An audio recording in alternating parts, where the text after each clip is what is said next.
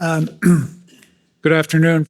I am very susceptible to environments and venues, and I can honestly say this is one of the most beautiful rooms I have ever given a speech in. So I hope that all the citizens of Bilbao feel deeply proud of this beautiful room and that you defend it against anybody who tries to change anything about it, because it's perfect. And it's a treasure for the university, it's a treasure for Bilbao, and it's a treasure for the Basque people, and it's a treasure for Spain.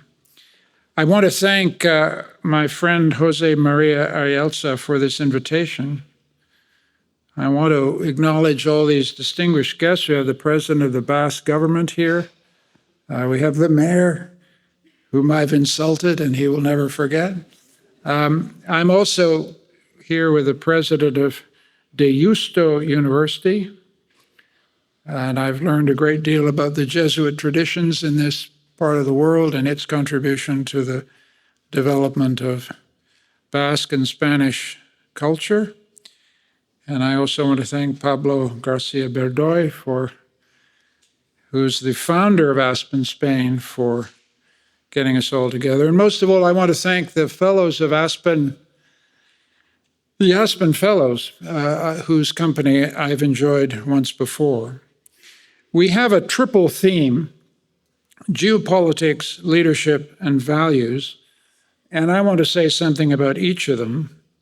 But my overall theme is very simple. The times we're living in today are overwhelming. There have been periods of change like 1989 that felt empowering, but this period of change, in which the liberal international order is dissolving, is not empowering. It feels disempowering. It feels frightening.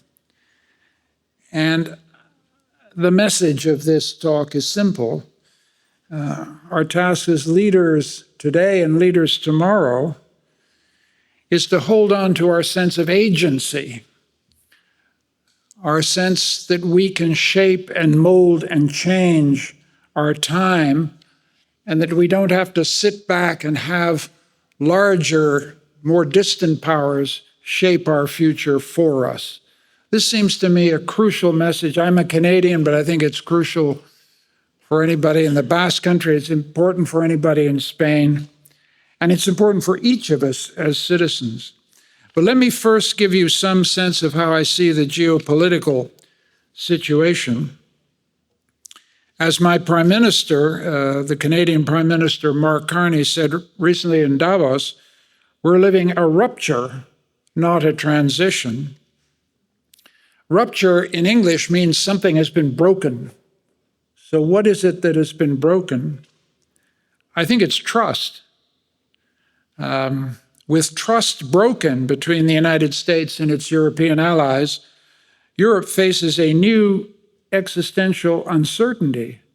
It's not an uncertainty about whether the United States will abandon its military presence in Europe. It will always need its military presence in Europe. But a different question, which is whether in case Russia crosses into NATO territory, the US will fulfill its NATO commitments. And this uncertainty has forced Europe to think unthinkable thoughts for the first time. It means that France and Britain, two European countries with nuclear capabilities, are actually having discussions about whether their nuclear forces can provide the pool capability to deter a prospective Russian attack. The fact that they're having this conversation tells you we are in a new world. The rupture is also a break in cultural and historical connection. At the Munich Security Conference just last weekend, Secretary of State Marco Rubio tried to reassure the audience that America still feels it is a child of Europe.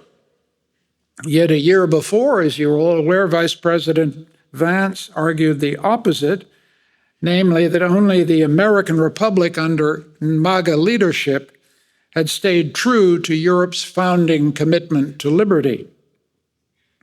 So now Europe doesn't know whether to count on the warm reassurance offered by the Secretary of State or prepare for the cold indifference of the Vice President. And this matters because both of them are candidates to succeed the President of the United States in 2028. And the problem for Europe is that it can't afford to wait 2 years to find out. It has to start acting now. This brings to mind a wonderful story. I'm a historian of the Scottish Enlightenment, and there's a great story about Adam Smith that some of you may know. In 1777, when the Americans had just won their first victory in their War of Independence against Great Britain, the great Scottish philosopher and economist Adam Smith was asked whether the British defeat would ruin the British Empire. And Smith famously remarked, "Be assured, my young friend, there is a great deal of ruin in a nation." I take heart from Adam Smith because a historian like me hopes there's a lot of ruin in the NATO alliance. Transatlantic ties are centuries old and they cannot be ruptured by one administration, but the ruin that has already happened to the NATO alliance will require some rebuilding. America treats its allies as competitors and as adversaries for the first time in 80 years. Deal-making has replaced alliance building, and deal-making is increasingly understood as zero-sum. We win, you lose. And it's increasingly understood as transactional. You are a friend today, you could be an enemy tomorrow. This way of thinking about international politics is shocking to Europe and its allies. The US Secretary of State may have reassured Europe that the bonds remain across the Atlantic, but he waved aside the entirety of the shared legal principles on which European and American unity were based. He uses this abandonment of international law to justify the kidnapping of Venezuela's Maduro, the American claim on Greenland, and America's indifference and sidelining of the United Nations. So Europe is in the strange position of being almost the last defender of an international legal order that, while honored in the breach, did bring stability to the international system and gave small states, and let's face it, all states now except 3 are small states. Spain's a big country, but it's a small state in the international order, just as Canada is a big state, but a very small state. We're all small states now. That system, imperfect as it was, gave states some legal and rhetorical recourse against the power of the strong. And it's not just the United States that's challenging Europe. As you know, since the speech of President Putin to the Munich Security Conference in 2007, Russia has ceased to be a guarantor of the international legal order. It's become an insurgent power. It refuses to accept a sovereign Ukraine on its borders. It has reconquered Crimea, and it's engaged in a gray zone of operations designed to destabilize European democracy, including Spain. For example, it maps Europe's underseas cable networks, the networks that work all of your cell phones, for example. It maps them so that in case it needs to put pressure on Europe, it can cut the cables. It is developing satellite technologies up in the sky that enable it to attack global satellite systems and plunge all of us into the dark. And it's also not the only power doing that. We have to have a deep appreciation of our digital vulnerability in the 21st century. We have to think up there and we have to think under the water. And this is new. Yes, the Soviet Union did engage in testing of the European alliances in the 40s, 50s, and 60s, but with the Helsinki Final Act of 1975, it became a status quo power working for the stability of Europe. No more, no more. And then, of course, there's China. Until the advent of Xi Jinping, the Chinese appeared to be accepting integration into a global economic order dominated by the United States. No more. Under Xi Jinping, they are embarked on an aggressive project of economic coercion designed to extract resources and concessions from weaker states in Latin America, in Asia, and above all in Africa. It is flooding the world with manufacturing exports, which put the entire manufacturing sector of the entire world under price pressure. And it seeks to monopolize critical minerals in Latin America and Africa. And the United States is having to scramble to keep up. And most of all, China remains determined to use force if necessary to reconquer Taiwan. And we need to remember why that matters. It's not just a little island off China. It happens to host 25, 30 million people who'd like to stay democratic. So there's a democratic stake in this battle, not just a geosecurity stake. So where are we, folks? To use my Harvard colleague Steve Walt's formulation, it's a great one, we now live in a world with three predatory hegemons, three nuclear powers who dominate all the lesser states in the international system. These hegemons clearly wish to divide the world into three zones of influence: America dominating North and South America, China dominating East Asia, and then a Eurasian, Russian-Chinese zone of influence reaching to Europe's eastern frontier. A world divided into three is the world we're beginning to look at. And if that's the case, then three questions follow. And I don't have answers to any of these questions, but they need to be asked. First one is Russia now determined to return to the frontiers it enjoyed under Joseph Stalin? And if so, peace in Ukraine, if we get it, and hopefully on terms that don't amount to shameful surrender, but if we get peace with Russia, is this just a prelude to Russian challenges to the NATO frontier? We have to at least ask that question. Secondly, if the Western Hemisphere comes under the control of a mercantilist and expansionist America, what form of sovereignty can your friends in Latin America, your friends in Mexico, your friends in Peru, your friends in Argentina, and I hope you have plenty of friends in Canada, what kind of sovereignty can these countries hold on to if they are forcibly integrated into an economic bloc which controls their basic ability to make choices for their citizens? The third question, in some ways the most difficult and frightening, is will the United States accept Chinese control over Taiwan, or will it challenge China's hegemony in East Asia? This, it seems to me, is the number one question in geopolitics. And the question that then follows is, if two predators confront each other in the South China Sea, will they keep that conflict from crossing the nuclear threshold? These are questions we haven't asked, and we're going to have to ask. I don't like any of them, but it seems to me that's why we have the Aspen Institute, to ask questions of this kind. It's a reasonable inference that middle powers like Spain and Canada will have to pool their resources with other partners to prosper in a world ruled by predatory hegemons. And it's also a reasonable inference, unfortunately, that spheres of influence are bound to be contested by one hegemon against another, so that they delay rather than prevent direct conflict between hegemons. Spheres of influence are sold to us as a device to keep the world safe. It's an open question, in my view, whether it does do that or essentially delay an inevitable struggle for power.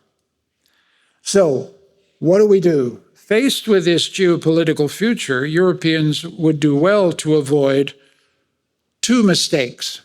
Now, there are mistakes in our mind, but our minds are the beginning of what we have to change here. The first would be to fall for what I would call the catastrophic fallacy, the pessimistic theory which declares that the future has already been decided and it's going to be terrible. The environmental movement, I know there'll be many supporters of green politics in this room, and I'm a supporter of green politics, but often the green movement has fallen for what I would call the catastrophic fallacy. Let's not import the catastrophic fallacy into international relations. We have had peace between the great powers for 80 years because nuclear weapons do what they're supposed to do. They make their use ultimately unthinkable. But this does not mean that mistakes or miscalculations couldn't happen, and so it's vital for the great powers to strengthen regimes of deconfliction, just as it is essential that they agree on some ceilings for weapon modernization and development. So we have to count on the thought that even though hegemons are predatory, a hegemon wants to survive. And if a hegemon wants to survive, they're going to have to talk to each other at least about limiting the risks of nuclear war. And we need in Europe to do everything we can to urge them to talk, off-channel, back-channel, wherever, to avoid the dangers of nuclear accident or mistake. The second fallacy, I've talked a little about the cataclysmic one. I think we can avoid that with deconfliction. But the second fallacy might be called the Melian fallacy. And that's the fallacy that the resistance of the weaker against the stronger is futile. You'll remember that in Thucydides' History of the Peloponnesian Wars, the Melians, a small island south of Athens, failed to understand the logic of resistance against the stronger, and they were crushed and sold into slavery by the victorious Athenians. And Thucydides drew the famous conclusion, which has been repeated ever since for 2,500 years, the strong do what they will, the weak do what they must. Now, the people in this room are Europe's leaders today, and possibly some of the Aspen folks will be leaders tomorrow. And so I turn to the second aspect of what we're talking about. The first one was geopolitics. The second one is leadership. Let's look at leadership. Leadership's task is not just to manage the present, but to see opportunities that no one else sees, to see the doors of possibility that open when other ones close. I wrote a biography of a wonderful British philosopher called Isaiah Berlin, and Isaiah Berlin was fascinated by the sense of reality that Otto Bismarck possessed. Otto Bismarck's not everybody's favorite person, and his sense of reality was ruthlessly cynical and brutal, but it was also amazingly imaginative. He never resigned himself to the contours of reality as it was.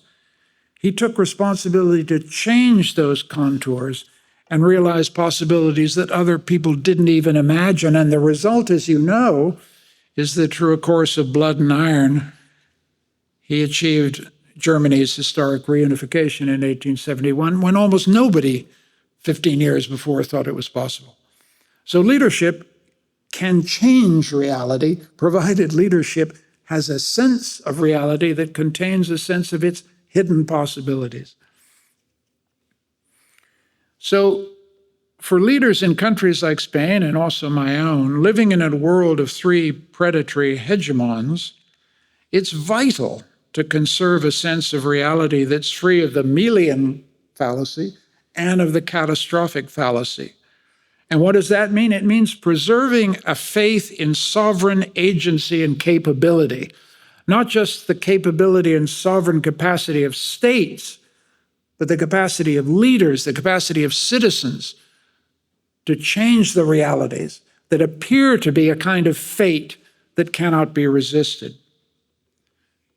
And for Europeans in business, politics, law, and education, the challenge for all of us is to convince our students, our partners, our friends, our fellow colleagues in politics that we have not lost the capacity to be agents, people who shape and change our world. All of the obstacles, political, military, and economic, can be grouped under one heading. The challenge in each domain is to find a way to team up with partners, to team up even with our competitors, to pool capabilities in order to maximize power with a view to giving Europe the sovereign capabilities to protect the identity and the values that are common to all. Doing this is not going to be easy, because if trust across the Atlantic has been ruptured, it's been ruptured inside Europe, and that we need to fix. Suddenly, it's every nation for themselves. One example, which is sensitive, and I'm an outsider, so I got to watch what I say here, is that Spain is a member of NATO and a valuable member of NATO, but it stood apart from the commitment to increase defense expenditure. And so Spanish citizens have got to ask themselves how Spain stays in the club if it doesn't pay its dues. It's for you to decide, not for me, but it's a question that needs to be asked and answered. Another example, Hungary won't break its energy dependence on Russia, and when Orban says he's for peace in Ukraine, he means peace on Putin's terms. Another example, even more extraordinary to me, even in the face of the Russian threat and American withdrawal from Europe, the French and Germans can't agree to build a joint European fighter together. This kind of stuff just can't go on, right? Elsewhere, and we need to emphasize this, elsewhere the mood in Europe is much more robust. I was in the Baltic states a couple of weeks ago, and the thing about the Baltic states is that they're very, very small, right? They're countries that are at the limits, you would have thought, of sovereign capability. And yet when you go to Vilnius, you see a people who are determined to defend themselves. They are spending north of 5% of their GDP on defense. Their economy is growing at 3 to 4%. They have lead technologies in AI and in digital. And they are determined, along with Norway, Sweden, Denmark, and Finland, above all Finland, to turn themselves into porcupines. A porcupine has lots of spines. They're going to turn themselves into porcupines so that they tell the Russians very clearly, don't even think about it. The cost of going after a porcupine, and this is said as a Canadian, we know something about porcupines, don't do it. Leave porcupines alone, treat them with respect. That's the Baltic strategy, and it seems to me it should be the European strategy as well. Now, again, the point about recovering a sense of agency is also having a sense of memory, of having a sense of what Europe has been able to do in the past. If you think of CERN, the particle accelerator that crosses the borders between France and Switzerland, you realize Europe made itself the world center in particle physics and all of the innovation that flows from particle physics, which is enormous. Think about Airbus. I came in on an Airbus 320 last night, pretty good plane. And go to Redmond, Washington, and talk to the Boeing about Airbus A320. They're worried. For the first time, Europe has got an absolutely world-class aircraft that can beat the Americans at their own game. These are sources, I hope, of quiet pride for Europe. These are things that Europe has shown it can do. If Europe can scale itself up at CERN and Airbus, it can do so in defense. It means pooling capabilities. It doesn't mean hoarding them in sovereign enclaves that grow weaker, not stronger, as countries protect their own.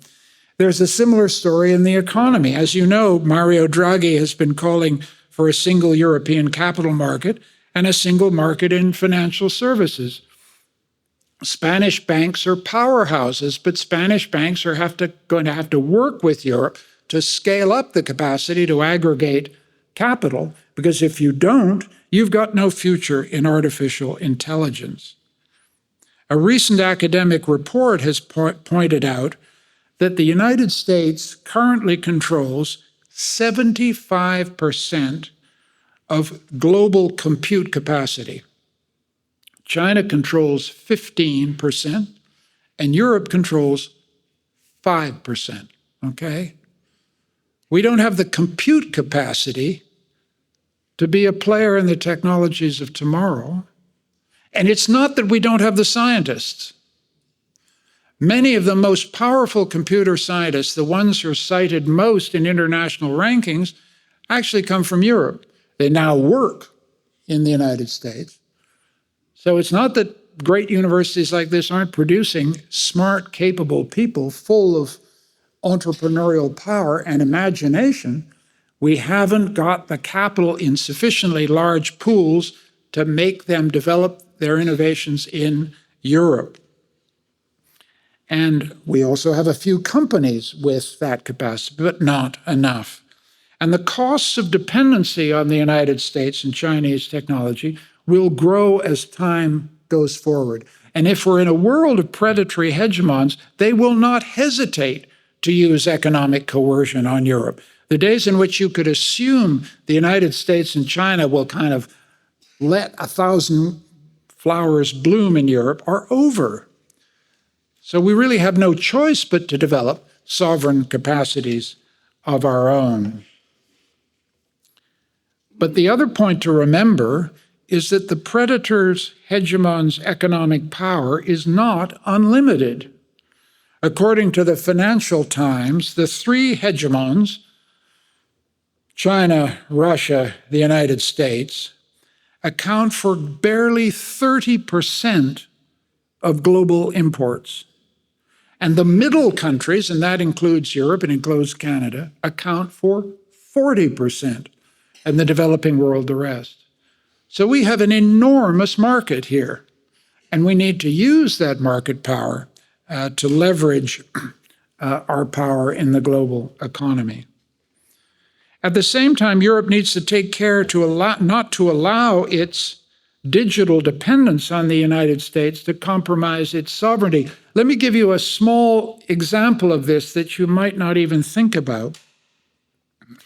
2/3 of all euro-denominated transactions in Europe are processed by two American companies, and you know what they are, MasterCard and Visa, okay? I use it, love it, but here's the problem. 13 countries, and that includes Spain, have no nationally controlled digital clearing system for digital and in-store transactions. They are dependent on MasterCard and Visa. That sounds fine. But if MasterCard or Visa were ordered by US authorities, as they have been, they can shut a European citizen out of access to his bank accounts and his credit cards. And this has been done a couple of times. So think about this. An American company under US Treasury orders can begin to infringe on the basic economic rights of a European citizen. This seems like something we ought to fix, no? I mean, and this is said to you, just so you understand, by somebody who spent 15 years in the United States, who owes his education to the United States, who thinks of the United States with the greatest affection and respect. But in an age of predatory hegemons, you need to be extremely careful about your economic sovereignty. And the power of MasterCard and Visa here is something should be debated in Europe, discussed in Europe, with a solution, hopefully, that gives you sovereignty in the economic transactions field. So all of this is going to be difficult. And let me intrude, since I've intruded everywhere, on domestic European and even Spanish politics. Responding to the predatory hegemons is a problem, especially if you think, as I do, that Europe has got to consolidate its capabilities. It's got to have a single capital market. It's got to have a single defense procurement capacity. It's got to have a single authority in digital services. All of this looks like a transfer of power upwards to Brussels, and that immediately triggers reaction from conservative and far-right parties across Europe, including in Spain. And so the political problem here for every Spanish politician is if you start advocating more power to Brussels, it appears to threaten the authority traditions, dignity, and unity of the Spanish state. It has been a paradox, however, at the heart of the European project that only if sovereign authority is vested in common institutions can the sovereignty of each be protected and enhanced. That paradox has been the core of the European success. But defenders of Europe are going to have to change the way they communicate this paradox to their publics. If enhancing Europe's sovereign capacities is defined as a zero-sum game in which Europe gains and Spain loses, Brussels gains and Bilbao loses, Brussels gains and Madrid loses, you're on a losing streak politically, and as an ex-politician, you don't want to be there.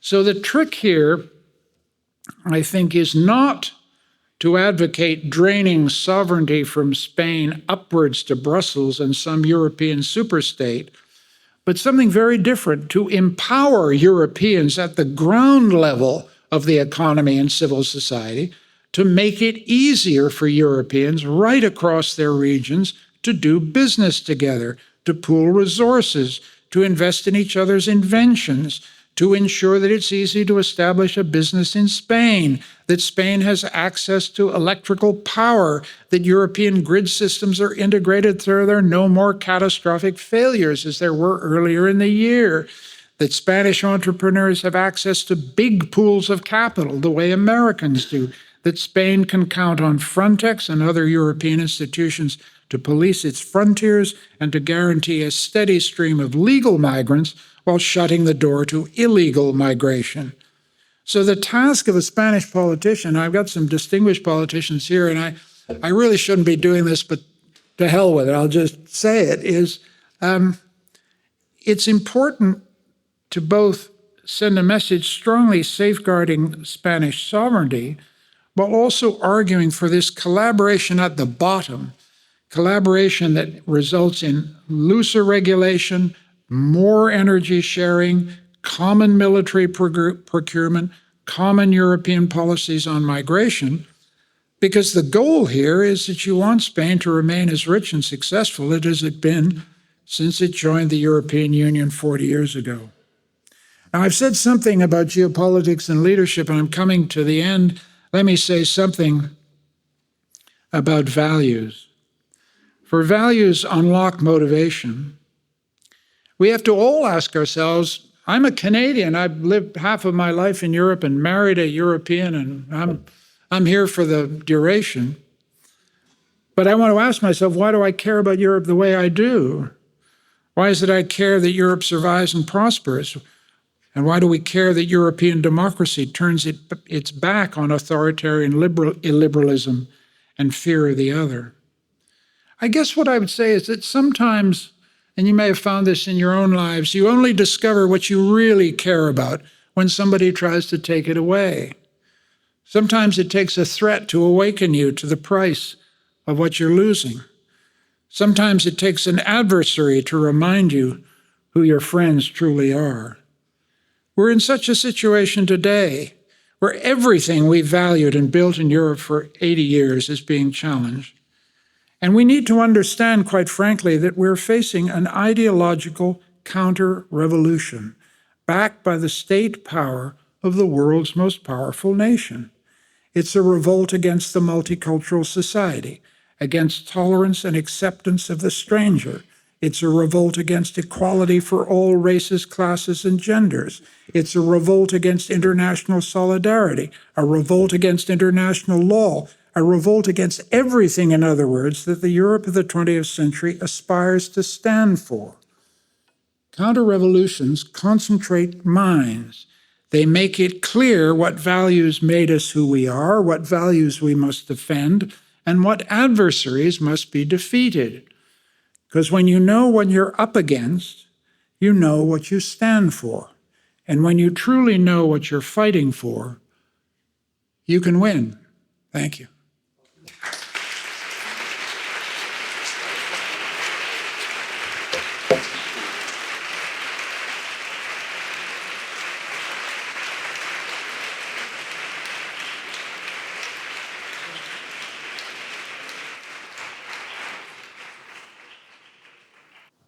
So first of all, congratulations for your fantastic speech that I think is food for thought for many days. And I hope this is also the first of many events like this in the future here in Bilbao, no? So congratulations for your speech. Ivan, can you introduce yourself? Yes, I'm Ivan Martin. I'm a member of the Board of Trustees of Aspen Institute, and I also lead in orchestra the Institute of Competitiveness from the Deusto University. My question would be around something that you have mentioned several times, which is this predatory superpowers. And the question is whether Europe can evolve and can defend its interests and values without becoming such a predatory superpower. Like, it's like, are we a herbivore in a world of carnivores? And the second thing related to that is, being in Bilbao, being in the Basque Country, what is the role that the Basque Country can play in this thing? I mean, can we become agents, as you mentioned at some point?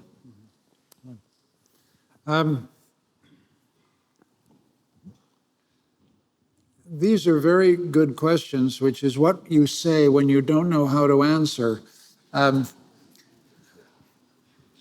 think the second question is important, and I'll answer that first. One of the things that's at stake, I think, across Europe and across the world is what is a nation? And in Canada, we have struggled with this, as you know. We are a multilingual nation state with two very different traditions. We've come to the edge of separation. Spain has battled with these issues for a very long time. The Basque Country has distinctive language. We just heard in the speech of the rector, distinct traditions. And for a time, I think, certainly as a Canadian, I was shocked by the demands for national distinctiveness in my country. I was shocked by it. I had an idea of Canada that was unitary. And slowly over a long lifetime, I've come to see the regional demands in my country as a source of strength, not a source of weakness. And I think Europe is struggling with the same issue all across Europe. It's not just in Spain. Go to Belgium, go anywhere, you see this phenomenon.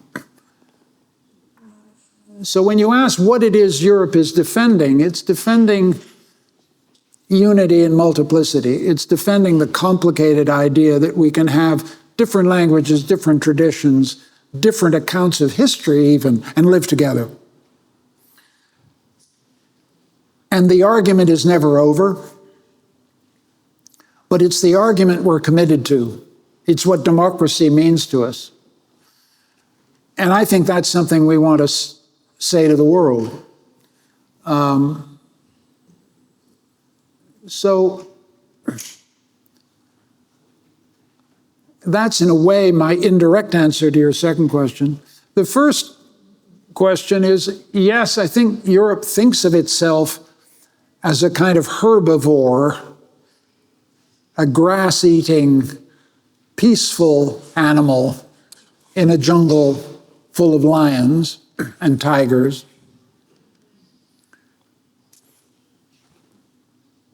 And certainly the tigers regard us as a delicious meal, right?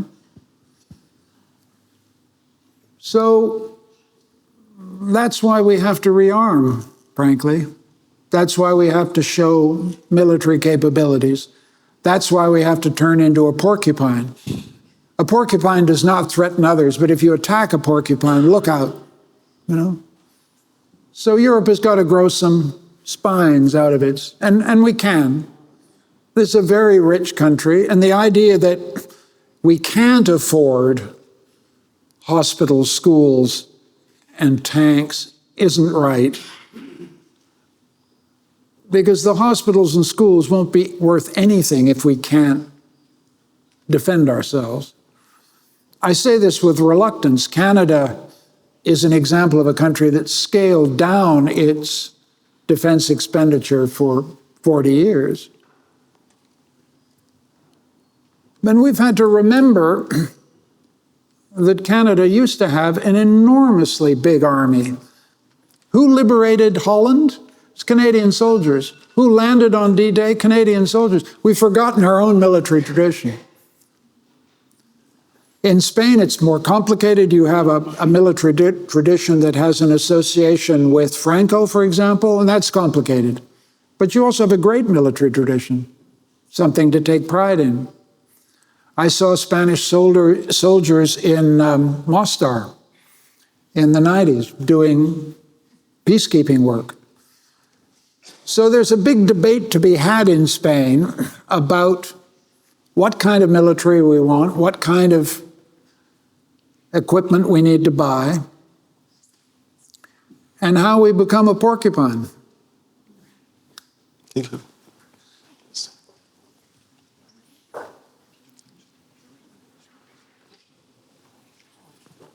More questions or? Thank you, commentator at large at Reuters. You talked about leadership and the ability to see the new doors opening as the old ones close. As you look around the world today, can you give us 2 or even 3 people who you think have that capacity? Well, Hugo, I will infuriate you by answering it in a way that you don't want me to answer. But one of the things to remember about leadership is that it can display itself from extremely unpromising beginnings. The best example and most famous example is Harry Truman. Nobody would have thought that Harry Truman, a kind of ward-heeling, ordinary politician from Missouri, chosen by Franklin Roosevelt simply because he helped the ticket in certain ways, would turn out to be the leader who essentially built, under his watch, the entire national security apparatus of the United States after 1945, was president at the founding of the UN and NATO, and was in every respect, other than leadership, a very ordinary human being. But when the light shone on him, when Franklin Roosevelt was assassinated, he burst into tears and said, "I don't know that I can do it." And yet he did it. That's the thing about leadership that we need to remember, because our ideas of leadership are corrupted by too much association with grandeur and vision and a lifelong preparation and a capacity to make speeches. Harry Truman wasn't a great speech maker.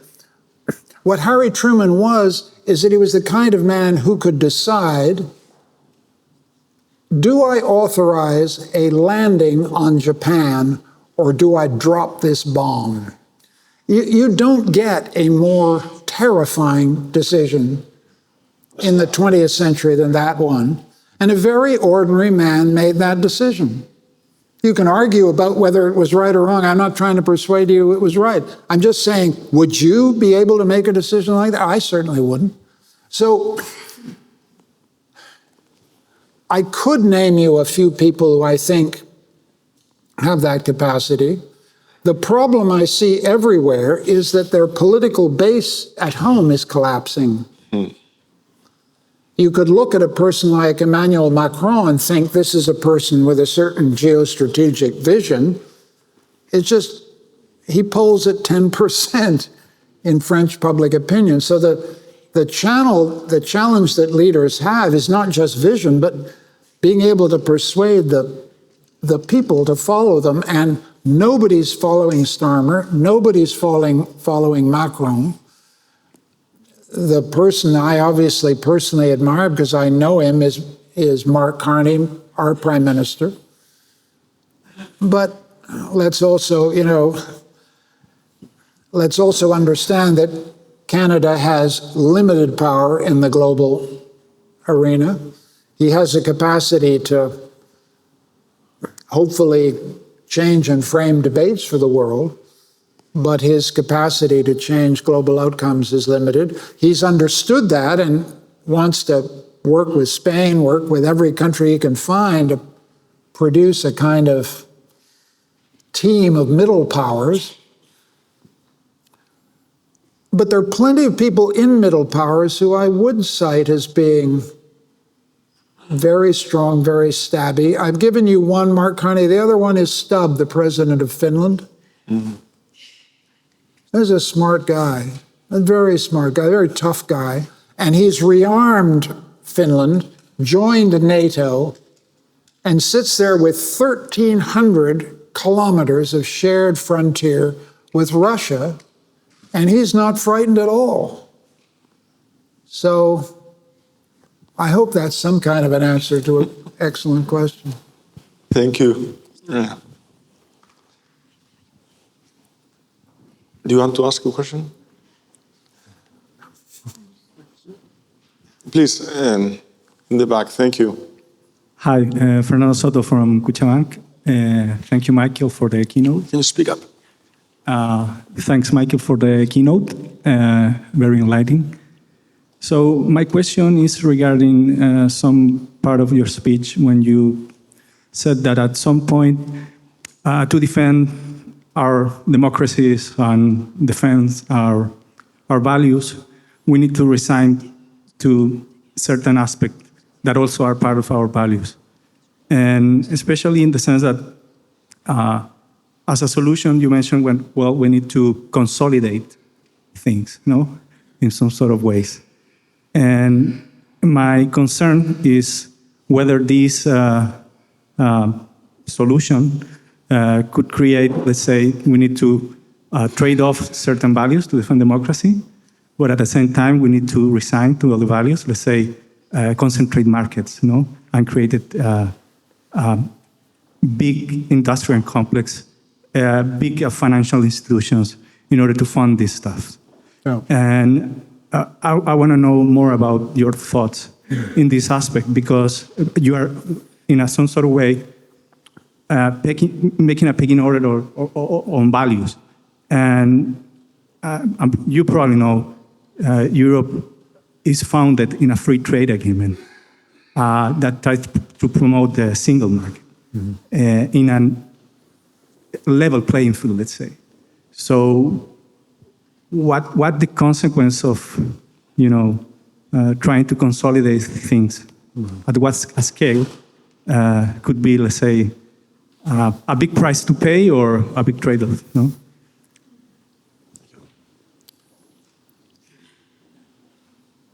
Yes, if I'm saying we need to aggregate capital, for example, people think this is going to be a very, very large, big bank, and it's going to pose questions about democratic sovereignty and control.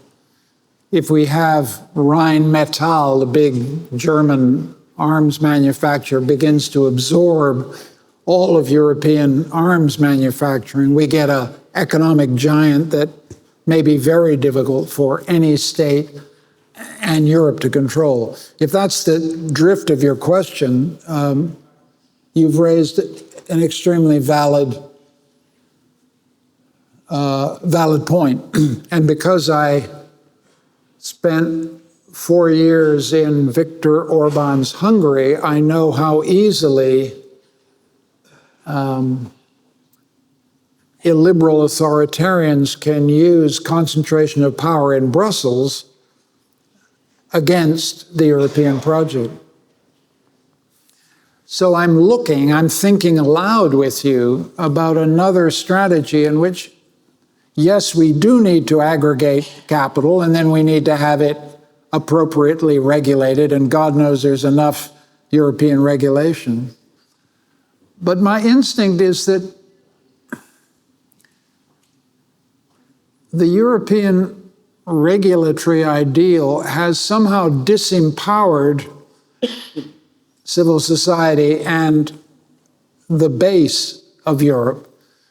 And so what you need to do is do everything you can not to transfer sovereign power up, but somehow empower the base so that business combinations, business transactions, setting up business, pooling capital is just easier than it is now.